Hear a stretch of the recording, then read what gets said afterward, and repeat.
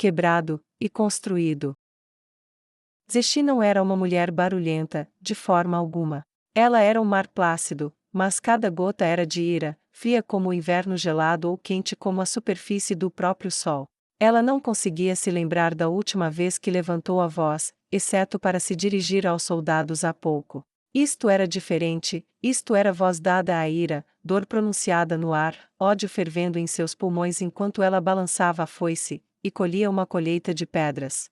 Sua voz carregava o barulho estridente enquanto ela balançava, e balançava, e balançava, tão grande era a sua ferocidade que ambos os exércitos, por um instante, congelaram em total descrença de que alguém, por mais forte que fosse, pudesse fazer o que ela estava fazendo agora. Ela era uma vingança feita de carne, e seu coração, e sua carne eram mais duros do que a pedra que ela atingiu. E assim cedeu debaixo dela, desintegrando-se em seixos, e fragmentos, e caindo como uma chuva de primavera, a poeira escondendo-a brevemente como uma névoa, ela e o monstro escondido dentro dela. A rainha Draudilon assistiu a isso com total descrença, e com um ódio cada vez maior pela teocracia Slane. Eles tinham aquela mulher em suas fileiras. E não a enviaram para ajudar o reino dracônico? Tal guerreira poderia ter colhido uma colheita de homens-fera suficiente para acabar com a guerra em um dia, se ela tivesse sido enviada. Ela olhou para a cabeça do mensageiro morto que estava fixada na lança. Nós vamos vingar você, isso eu posso prometer. Ela disse suavemente. Embora soubesse que era impossível, ela sentiu como se até os olhos mortos do homem assassinado estivessem paralisados pelo espetáculo de destruição enquanto as paredes da fortaleza abandonada, que existia há séculos, quebravam como palitos de dente. A armadura de comando de Zexi foi projetada expressamente para destacá-la, e torná-la mais eficaz em sua posição de liderança, e isso a rainha Draudilon sabia sem dúvida, mas também parecia que oferecia proteção de alto nível. As flechas que atingiram seu corpo quando os vários exércitos chegaram, simplesmente saiu dela, ricocheteando ou quebrando, e caindo direto no chão a seus pés. Os comandantes élficos trocaram olhares famintos enquanto observavam sua general demolir pessoalmente as paredes de pedra. A coluna voadora de soldados montados estava cheia de ódio e sede de sangue, e embora inicialmente desanimados pelas enormes paredes, isso desapareceu com a admiração pelo poder de sua general, sendo colocado em plena exibição. No fundo do coração, muitos ainda tinham dúvidas sobre se isso era algo além de uma missão suicida. O rei elfo era amplamente considerado invencível, mas aqui estava alguém que parecia ser seu igual, alguém que poderia derrubá-lo. Isso fez muito bem ao seu moral, pois as dúvidas persistentes, algumas das quais estavam enterradas tão profundamente que nem sequer foram reconhecidas pelos seus portadores, foram dissipadas como poeira ao vento.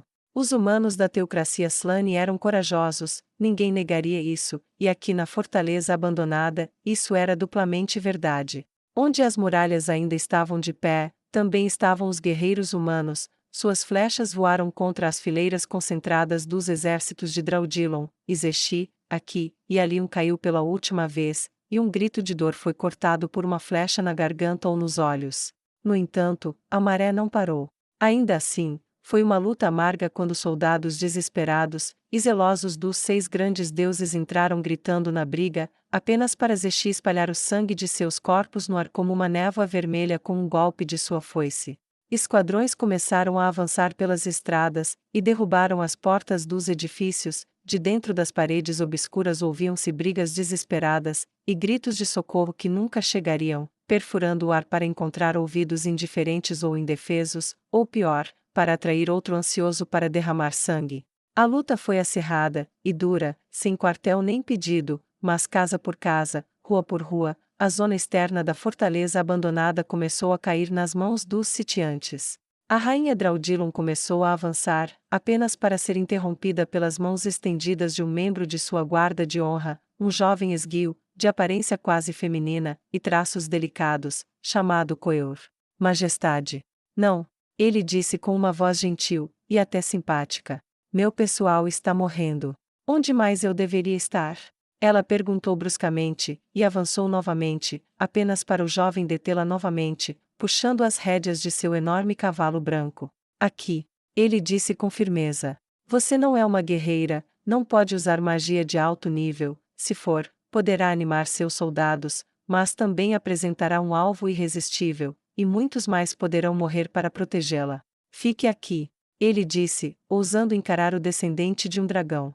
Seus olhos não estavam cheios de raiva quando ela encontrou seu olhar gentil, parecia tão deslocado para o que deveria ser um guerreiro altamente qualificado. O tom de suas palavras tocou seu coração, e embora tenha cortado um pouco que ela não pudesse fazer mais nada, a mensagem dele chegou até ela, e seu corpo tenso relaxou.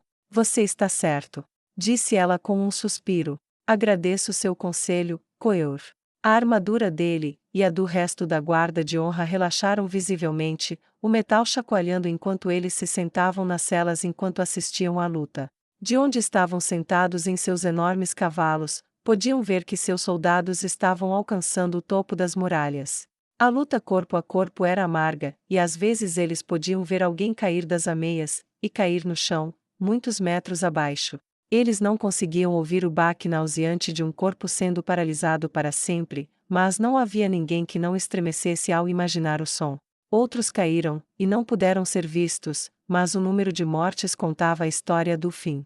Cada soldado que podia ver o que estava acontecendo ficou tão chocado com o choque, e o horror de suas defesas externas serem tão facilmente violadas pelo trunfo da humanidade, um trunfo que eles nem sabiam que sua nação já havia possuído. E por minutos, minutos preciosos e vitais, eles não conseguiram encontrar a capacidade de resistir. Até os mais corajosos podem ter medo de terrores repentinos, e foi esse o caso aqui. Eles não conseguiam ver onde Zexi estava enquanto ela se movia dentro da fortaleza, mas podiam adivinhar. Ela era um exército em si mesma, e eles podiam ver onde ela havia demolido casualmente um prédio quando a poeira ou as pedras foram atiradas além da altura das paredes que ainda existiam. Brigar de casa em casa, para ela, significava destruir a casa com todos ainda dentro dela, isso era óbvio. Ela estava certa. Rainha Draudilon disse. Sobre o quê, Majestade? Coeur perguntou curioso. Quando expressei dúvidas sobre sua habilidade, ela disse que seria a última vez que eu duvidaria dela. Ela estava absolutamente certa. A voz da rainha estava impressionada, mas carregava consigo uma nota amarga enquanto ela anotava no livro de seu coração, outro ataque contra a teocracia Slane, que usava seu povo como escudos de carne enquanto mantinham as armas necessárias para salvar seu povo, gravado com força em seu coração. Este, por sua vez, também anotava no mesmo livro a gratidão e a reverência que ela sentia pelo rei ao qual iria se submeter. Foi quando a onda bateu. Como uma capa preta que escondia brevemente os olhos, consumiu o mundo num instante, e apenas o fato de que eles seguravam firmemente as rédeas de seus cavalos em seu estado tenso evitou que todos fossem derrubados das montarias que subitamente empinavam. Houve terror por um instante com a pressão repentina, como se algum gigante estivesse pressionando o dedo sobre eles com força suficiente para esmagá-los como formigas. Então não, em vez disso, uma onda de calor e conforto, como se tivessem sido reunidos no seio de um pai poderoso e protetor, mas mesmo assim os deixou suando e olhando com admiração. Todos os seus exércitos foram agarrados naquele mesmo momento, forçados a ficar de joelhos como se em deferência à realeza. O efeito sobre a teocracia Slane, entretanto, foi muito diferente. Terror bruto e desenfreado atingiu os corações mais corajosos quando sentiram uma mão esquelética fechar-se em torno da vida pulsante dentro de seus peitos. Alguns desmaiaram, alguns sofreram ataques cardíacos, outros largaram as armas e fugiram assim que puderam se levantar novamente. A luta acirrada tornou-se uma derrota, e o avanço lento na parede externa passou de um rastejamento para uma caminhada e para uma corrida enquanto seus soldados ocupavam posições mantidas pela teocracia. Muitos dos soldados dentro da fortaleza abandonada pisotearam uns aos outros em seu desespero para fugir, alguns caíram em uma loucura que não durou enquanto um elfo vingativo, ou um humano furioso, cortasse sua loucura com o golpe de uma espada, ou o golpe de uma lança. Só pode haver uma fonte para isso, disse a rainha Draudilon, tremendo numa reverência quase religiosa. Minha rainha? Coeur perguntou. Eu senti isso uma vez antes. Ela disse. Quando o rei feiticeiro veio vingar um de seus servos daqueles que a injustiçaram, ele os esmagou apenas com a força de sua aura, transformou seus corpos em geleia, algo o irritou muito, e acho que posso adivinhar. Ela disse a título de explicação. O que? Ele perguntou com sua voz melodiosa. O rei feiticeiro parece levar duas coisas muito para o lado pessoal. A primeira é o bem-estar de seu povo, como qualquer membro da realeza decente deveria. A segunda seriam seus acordos. Nos anos em que ele governou, nunca o vi quebrar sua palavra com ninguém.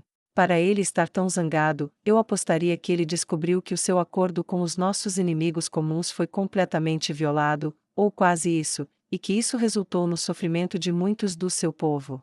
Quão bravo ele deve estar para isso se espalhar até aqui? Ela perguntou retoricamente depois de contar ao jovem cavaleiro o que sabia. Ele e seus companheiros estremeceram brevemente com o que ela disse. Você escolheu o lado certo, Sua Majestade. Ele disse enfaticamente. Eu sei. Ela disse com absoluta convicção. Em poucas horas, toda a muralha externa havia caído, mas pior do que isso para a fortaleza abandonada era que havia tantos soldados no exterior que eles não podiam se dar ao luxo de simplesmente isolá-los, e então alguma alma nobre manteve aberta a ponte levadiça para permitir que eles fugissem para dentro. Esta alma sem nome, nobre, amorosa e tola manteve-a aberta para salvar seus irmãos e irmãs, mas em cima de seus calcanhares aterrorizados estavam os cascos trovejantes de montarias mortas-vivas enquanto a cavalaria começava o processo de massacrá-los por trás. Neste desespero para salvar seus companheiros, o portão não foi fechado até que fosse tarde demais. Um punhado de elfos e humanos abriram caminho, e subiram correndo a torre, mataram rapidamente os defensores solitários, e começaram a levantar o portão de volta. As correntes gemeram enquanto colocavam músculos e ossos na tarefa. Duas figuras encharcadas de suor subiram lentamente enquanto seus camaradas esperavam além, alguns atirando flechas nas costas daqueles que fugiram, ou nos rostos dos poucos que encontraram coragem suficiente para correr para evitar a brecha. Homens com espadas brilhantes na luz, sem manchas de sangue, recuaram com flechas perfurando rostos jovens, suas lâminas virgens nunca mais seriam erguidas. Embora um pequeno número tenha chegado à torre, e tentado subir os degraus, aquele bravo bando de elfos e humanos que primeiro rompeu a parede interna secundária se autodenominaram heróis, defendendo com suas vidas os valentes camaradas que giraram a roda, centímetro por centímetro. A ponte levadiça foi fechada, e cada um do outro lado se esforçou para ser o primeiro a se juntar a seus irmãos no interior, rolando ou rastejando para baixo quando apenas alguns centímetros lhes eram dados. Eles não se importavam com o sangue que escorregava como óleo quando encharcava a sujeira e a poeira. Isso intensificou a derrota, mas na parede interna o tempo permitiu que os homens de coragem encontrassem suas vontades novamente e retornassem à defesa. Eles tripularam as balistas ao longo da parede e enviaram flechas enormes onde puderam, prendendo as fileiras mistas em avenidas e pontos de junção. Tinham se conformado com a perda das duas paredes exteriores, mas não desistiram de lutar. Impulsionados pelos instintos estúpidos provocados pelos preparativos constantes, eles carregaram e dispararam suas armas em todos os lugares por onde os dois exércitos tiveram que passar para ganhar terreno. A muralha interior secundária caiu mais facilmente do que a muralha exterior, assim como toda a área que a rodeava, mas tal era o número de armas de cerco, e as suas fileiras concentradas de arqueiros, que tinham regressado às suas posições, que nenhum avanço adicional foi possível sem o rompimento do próprio muro. A essa altura, a escuridão já havia começado a se instalar. A luz laranja do sol banhava os corpos dos vivos e dos mortos com seu brilho quente, e o manto da noite cobria defensor e atacante, em uníssono. Este tornou-se o acordo mútuo tácito para uma trégua entre os dois campos armados, e aqueles que estavam dentro só podiam assistir enquanto os seus edifícios eram demolidos para fazer fogueiras para cozinhar, ou transformados em abrigos para os seus inimigos. Quando a escuridão consumiu o mundo por completo, Teshi e seus dois comandantes dirigiram-se até onde Draudilon havia estabelecido sua tenda. Ela se aproximou com os elfos vampiros andando 2 passos atrás dela segurando tochas no alto, não para eles verem, mas sim para que pudessem ser facilmente vistos, e não confundidos com qualquer outra pessoa. Sua armadura de comando a fazia se destacar enquanto as sombras dançavam no branco à luz do fogo, e a armadura duelista dos irmãos às suas costas tinha uma aura imponente e perigosa que fazia até mesmo os mais corajosos tremerem. Eles não ajudaram a confortar ninguém escondendo os olhos, e assim o vermelho sangue que foi iluminado pelas chamas revelou facilmente o que eles eram. Para aqueles humanos que ainda não estão familiarizados pessoalmente com as políticas inclusivas do rei feiticeiro, isso causou arrepios de medo nas costas daqueles que as viram. Mais de um saiu do caminho tão rápido como se tivesse atacado os pontos de ruptura no início do dia. Se isso incomodava os irmãos, eles não deram nenhum sinal disso, simplesmente marcharam atrás de sua general, que parou no centro de comando da rainha dracônica. 2 guardas estavam estacionados na entrada do prédio que ela ocupava como quartel-general, seus rostos severos como estátuas esculpidas em pedra, eles não se encolheram nem diante da foice empunhada por Zexi nem dos elfos vampiros em suas costas. Isso atraiu uma nota mental de aprovação do trio, a coragem sempre deveria ser reverenciada. Um momento, General Zexi, irei anunciá-la. Eu posso fazer isso sozinha. Ela disse sem rodeios, e o soldado fez uma pausa, refletiu por um momento, e depois assentiu. Suponho que você possa. Ele respondeu, e ela, e seus companheiros passaram, e abriram a pesada porta de madeira. Quando eles entraram, ela olhou em volta, e encontrou a sala iluminada por objetos encantados com luz contínua, pendurados no teto. A rainha Draudilon estava debruçada sobre um mapa, olhando atentamente, com as mãos pressionadas em cada canto. Ela olhou para cima quando a meio-elfo entrou tão bruscamente quanto seria de esperar de uma mulher com sua origem. Você estava certa. Ela disse com firmeza. Suas estranhas primeiras palavras pegaram Zexi desprevenida. Sobre? Eu não vou duvidar de você novamente. Ela disse, sua voz tingida com uma nota de desculpas.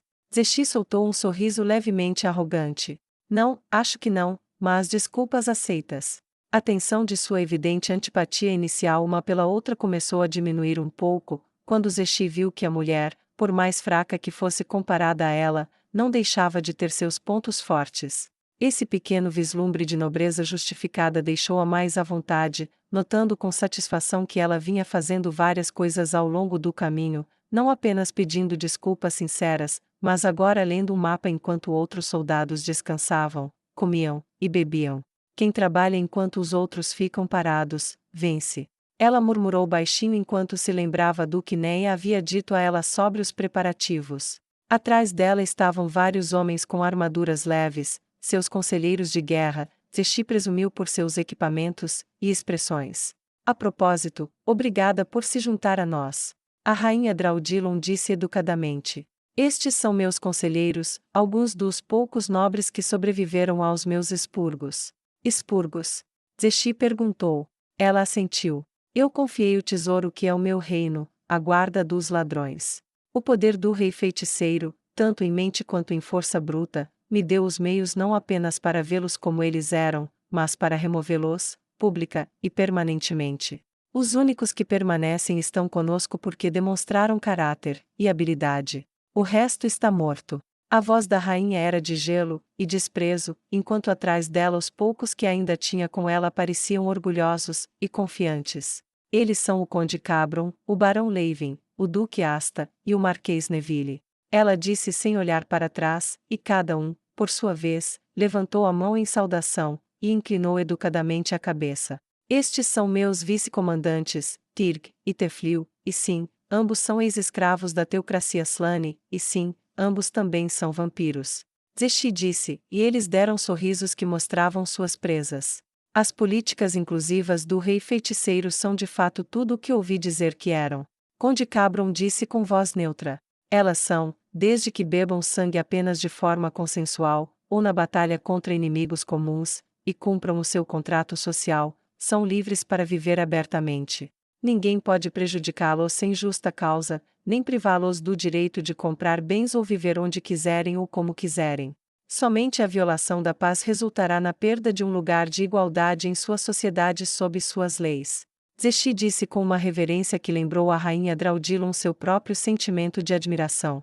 Quando seus olhares se encontraram novamente, uma medida de compreensão e reconhecimento de pontos comuns passou entre os dois, e aquele degelo de hostilidade inicial sobre as suas diferenças obviamente radicais intensificou-se consideravelmente. Então, vamos ao que interessa. Como vamos tomar o resto da fortaleza? Perguntou a rainha Draudilon. Eu vou quebrar as paredes.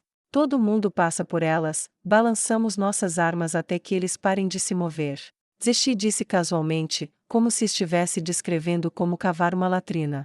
Tirg riu, seu torso enorme balançando com a força disso, enquanto ao lado dele sua irmã ágil curvou os lábios em aprovação, e acenou com a cabeça. Simples, mas eficaz, não é? Ela perguntou retoricamente. Sim. Ah, sim, é. A rainha Draudilon meio gaguejou, atrás dela, sua equipe olhou para Zexi surpresa. Essa não é a pergunta que vim fazer ou responder. Zexi disse. Ah? O que você tem em mente? A rainha respondeu. A verdadeira questão é o que você faz depois de tomar a fortaleza? Ela perguntou. Você pode destruí-la, mas, na verdade, eu sugeriria que você deixasse alguns de seus soldados para segurá-la. Alguns milhares de espadas podem resistir por um tempo, e serviria muito bem para proteger o caminho para o seu país, e como uma área de preparação para quaisquer reforços que você receber. Ela elaborou seus pensamentos enquanto puxava o mapa da Teocracia Slane por cima daquele que detalhava a descrição de Zexi do layout da fortaleza. Estou me mudando para cá. Ela disse enquanto traçava seu caminho até o mar. General Eyre está se mudando para cá. Ela disse, e traçou o caminho de Ikari até Crossroads. Isso significa que você pode se mover para sudoeste, em direção a Wheaton para se juntar a General Eyre, mas se você não se importa com uma sugestão?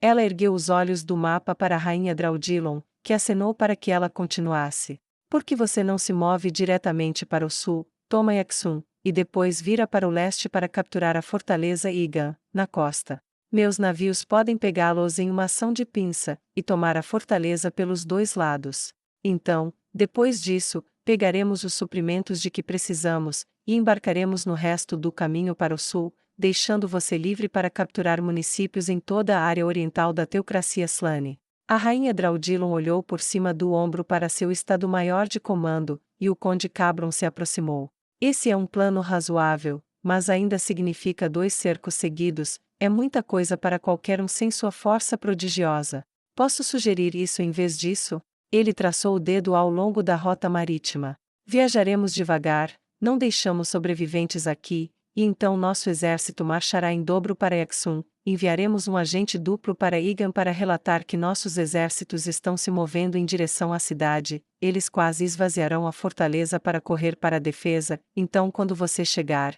e encontrá-la com poucos tripulantes, você simplesmente a captura com o mínimo esforço em um ataque surpresa. Se eles investirem em Yaxun, então, em vez de tomar a cidade, nós a ignoraremos, e começaremos a capturar os municípios vizinhos. Eles terão não há escolha a não ser sair, e nos perseguir. Então você sai da fortaleza, e toma a cidade agora levemente guardada por trás enquanto nós conduzimos suas forças pelo nariz. Sorrisos predatórios rodeavam a mesa enquanto ele expunha o plano. Zexi, no entanto, estava com uma pequena carranca. Quanto tempo tudo isso levará? Meu alvo é o reino dos elfos, e longos atrasos dificultarão a guerra no oeste. Ela disse hesitante. O conde Cabron pensou sobre isso. Incluindo o tempo para marchar, talvez 2 semanas, e a fortaleza Igan tem que ser tomada de qualquer maneira. Eles praticamente controlam o mar, então se você tentar passar por eles, eles enviarão avisos para todas as fortalezas e cidades, no sul para onde você está vindo. A carranca de Zexi se aprofundou. Suponho que não temos escolha então. Tudo bem, faremos o que você sugere. A propósito, antes de eu vir ver você, o resto do meu exército chegou, então faremos um trabalho rápido com o resto da fortaleza pela manhã. Uma bebida então? Draudilon perguntou, e apontou para a garrafa em uma mesa próxima. Zexi acenou com a cabeça, e o marquês foi servir vários copos, e distribuiu-os. Cada um pegou um copo por vez, e distribuiu até que nenhuma mão estivesse vazia. Para a vitória, vingança, e amanhã. Draudilon propôs, e ergueu seu copo. Eles juntaram seus copos, os elfos vampiros, o meio-elfo, a descendente de sangue de um dragão, e seus nobres humanos, beberam, exceto Draudilon, que deixou o copo de lado. Zexi ergueu uma sobrancelha. Você não gosta disso? Ela perguntou. A rainha Draudilon balançou a cabeça. O contrário, mas não preciso mais disso. Kami Miyako. Dominique estava feliz. A onda de terror que atingiu a cidade tornou tudo muito mais fácil para a sua propaganda sobre ser pessoalmente responsável por rastrear o assassino em série que estava matando invasores, incendiando bordéis, e assim por diante. Foi um golpe de mestre, uma mentira tão simples, e ele se tornou um deus para a população, o homem que matou pessoalmente um infiltrado da justiça negra. Ele riu enquanto caminhava para a Câmara do Conselho. Quanto poder poderia advir de mentir para os ignorantes e medrosos? A onda de terror que passou pela cidade depois disso foi a cereja do bolo. Tamanho era o terror sobre a nação que o ato de poderes de emergência que ele prometeu facilitaria o caminho para que ele lhes desse a vitória aprovada sem oposição dos templos, e deu-lhe autoridade quase absoluta, sem controles significativos contra ele. Ginedine e Berenice se opuseram à medida ao lado de Raymond, mas sem o apoio dos templos, e da população agora paranoica que o via como a única esperança de vitória, e o grande defensor da humanidade, não havia nada que pudessem fazer. Foi assim que Dominique alcançou o título de grande defensor. Ele chegou à Câmara do Conselho no momento em que os outros estavam entrando, e de acordo com sua rotina sagrada, todos limparam e espanaram a sala. Foi o único momento em que todos realmente trabalharam juntos. O resto do tempo, bem, uma parte deles sentia falta da maneira colaborativa como todos estavam do mesmo lado, mas era uma pequena parte, um grão de poeira em um raio de sol ali, e então desaparecendo de vista pelos ventos da mudança. Quando terminaram, eles se sentaram. Primeiro item, disse Dominique. De Raymond. Ele disse enquanto olhava para o documento com surpresa. Você está propondo um aumento salarial para todos nós. Isso trouxe alguns olhares engraçados, e até incrédulos. Não é realmente pagar, é mais como bônus. Nosso pagamento é fixo, mas os bônus são certamente merecidos, e não há nada que diga que não podemos tê-los, e como complemento disso, proponho também que registremos os mercadores de escravos, seu estoque e sua segurança, e exigir que qualquer pessoa que seja considerada como tendo um número insuficiente de guardas por lote receba multas severas por sua segurança negligente. Raymond disse em um tom de voz completamente razoável. Dominique, Yvon, Maximilian, Ginedine e Berenice olharam para ele em choque. O rosto de Dominique tornou-se um sorriso de escárnio quando ele colocou os cotovelos sobre a mesa, depois juntou as mãos, formando uma pirâmide com os dedos, e olhando por cima do nariz para seu rival. Você está falando sério? Ele perguntou. Absolutamente. Raymond disse. Por quê? Ele perguntou com suspeita. Certamente um simpatizante como você não caiu em si. Ele perguntou sarcasticamente. Raymond suspirou mentalmente, a alma de Dominique parecia mais negra a cada dia. É simples, este é o meu país, e não quero que ele caia numa rebelião interna porque algum idiota economizou na segurança. Além disso, o aumento das receitas provenientes de multas e taxas pode cobrir os nossos bônus. Essa é uma proposta sensata. Maximilian disse relutantemente. Reunimos um número considerável de soldados nas últimas semanas, e até aliviamos a guarda da cidade, por isso temos de garantir que os traficantes de escravos façam a sua parte para manter a segurança da sua própria propriedade. Dominique olhou para Raymond com uma suspeita persistente, mas ele não se encolheu, e foi com alguma relutância que concordou com uma inclinação hesitante de cabeça. Posso ver como isso seria útil. Tudo bem, votem. A moção foi aprovada por unanimidade, mas Berenice e Ginedine olharam com raiva para Raymond até o final da reunião. Naquela noite, quando se separaram, fizeram uma longa e sinuosa caminhada até a casa de Raymond, e bateram na porta. Um elfo atendeu a porta, elegantemente vestido com uma roupa preta e sapatos finos. Seu rosto, que antes parecia rígido, medroso e formal, iluminou-se quando viu a dupla, e ele rapidamente se afastou para permitir a entrada deles. Por um momento, sua expressão de medo os deixou desconfortáveis, mas eles rapidamente reconheceram que era uma atuação quando seu rosto relaxou. Raymond, eles disseram em uníssono. Por aqui. Ele respondeu, e os levou ao seu escritório. Dentro de seu escritório houve uma visão inesperada.